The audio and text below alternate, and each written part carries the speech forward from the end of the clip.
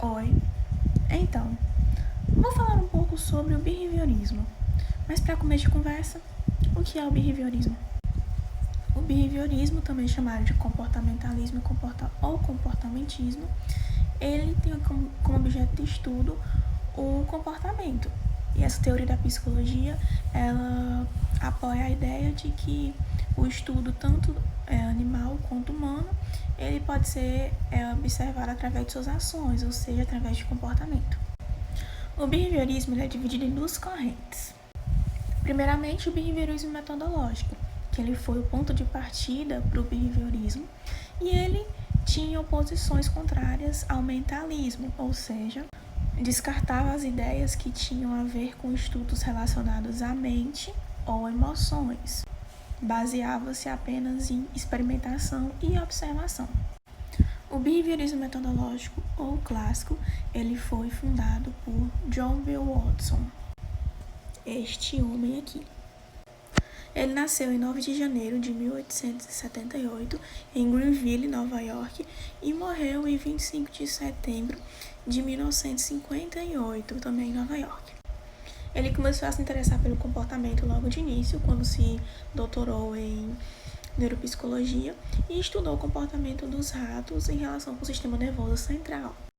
E ele foi professor de psicologia animal e começou a estudar o comportamento dos animais. E com isso, com esses estudos objetivos e rigorosos sobre os animais, ele se impulsionou mais ainda a estudar sobre o comportamento humano, e foi assim que ele conseguiu abrir alas para esse estudo da psicologia. E agora o behaviorismo radical, ou operante. O behaviorismo radical ele foi outra corrente que surgiu contrária ao behaviorismo metodológico. Essa abordagem defende que os comportamentos observáveis são manifestações internas de processos mentais invisíveis, como, por exemplo, o autocontrole ou os pensamentos. Ou seja, não nega a existência dos processos mentais, porém, prevalece a ideia de que o comportamento é a ideia principal. Ou seja, o comportamento ele não é consequência do livre-arbítrio, mas sim das consequências de seus atos, sejam positivos ou negativos. Essa corrente foi fundada por Skinner. Esse aqui, ó. Burroughs Frederick Skinner nasceu em 20 de março de 1904, na Pensilvânia, Estados Unidos, e morreu em 18 de agosto de 1990, em Massachusetts.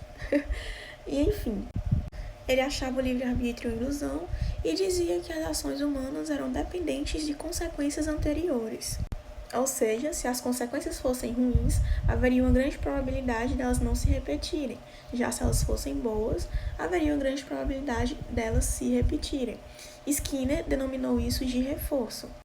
Bom, e assim como Watson, ele sempre foi interessado pelos estudos dos animais. Ele sempre lia livros de tartarugas, ratos, esquilos, cobras, e com isso também foi um dos motivos dele se impulsionar a estudar sobre o comportamento humano. Mas claro que o behaviorismo não é apenas essas duas correntes, tem vários aspectos teóricos dentro de cada uma, que é o que vai ser explicado mais à frente. Vimos que Skinner estuda os pensamentos e as emoções como comportamentos e não como processo relacionado à mente. Para ele, o que a gente chama de mente não existe. Bom, outros psicólogos também não concordavam com ele, não. E começaram a incluir o estudo da mente nas análises que tentam explicar o comportamento humano. Edward Thoman, criador do behaviorismo cognitivo, foi um dos primeiros psicólogos entre aqueles que queriam estudar a mente naquela época. Sua psicologia concorria com o behaviorismo radical de Skinner. Na verdade, Skinner teve muitos concorrentes dos anos 1940 e 1950, mas só nos anos de 1960 os psicólogos que estudavam o raciocínio conseguiram desafiar de fato o reinado do behaviorismo radical de Skinner. Foi justamente em meados daquela época que emergiu a psicologia cognitiva com um conjunto de teorias muito interessante, que ficou conhecida como cognitivismo.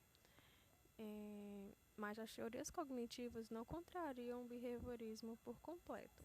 Na verdade, elas ampliam a equação behaviorista. Vamos ver.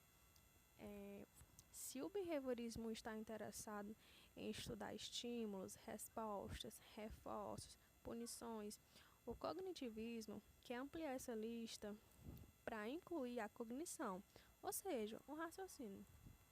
Afinal, se o indivíduo percebe o estímulo e isso aumenta a chance dele emitir uma resposta, aquele estímulo que foi recebido precisa ser pela mente antes que o indivíduo ofereça a tal resposta. É esse o processamento cognitivo de informações que interessa aos cognitivistas. A ideia de que a mente é um poderoso computador que armazena e processa informações é provavelmente a principal marca do cognitivismo.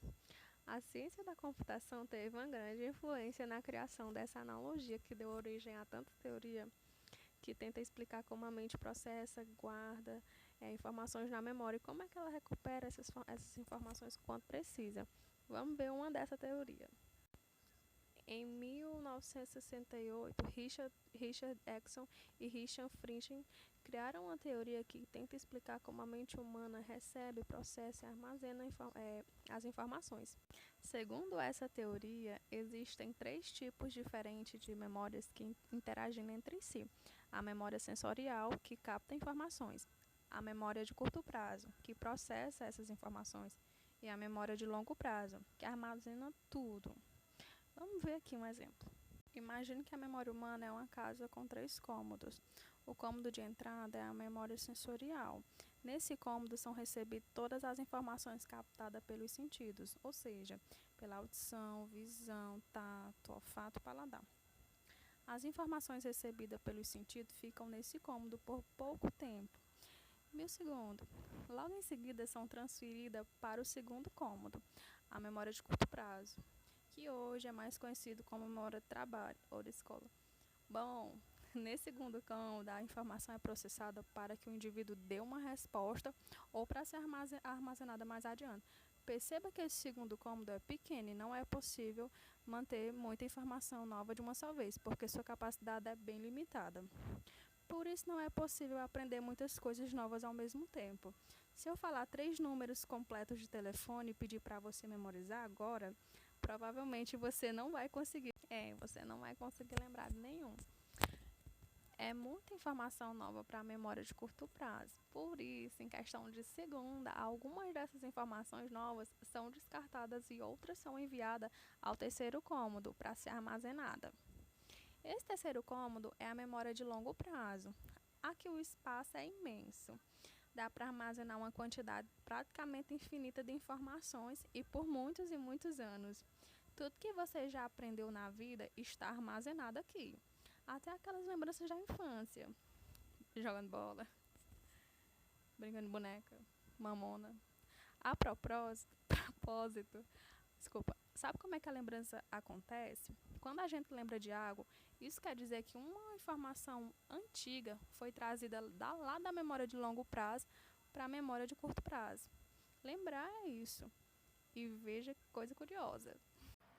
A memória de curto prazo, esse cômodo pequenininho que não sustenta muita informação nova de uma só vez, pode sustentar a quantidade enorme de informação antiga trazida lá da memória de longo prazo.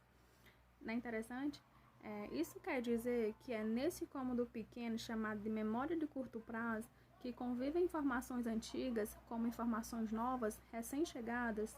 Aquela informação antiga ajuda a gente a compreender melhor a informação nova. Por exemplo, tudo que você já assistiu na sua série te ajuda a compreender melhor os episódios novos da série. Já a informação nova pode nos ajudar a modificar as informações antigas. Por exemplo, quando você descobre que o mocinho da série é na verdade um bandido, isso modifica muitas das coisas que você achava que sabia sobre a série, mas não sabia.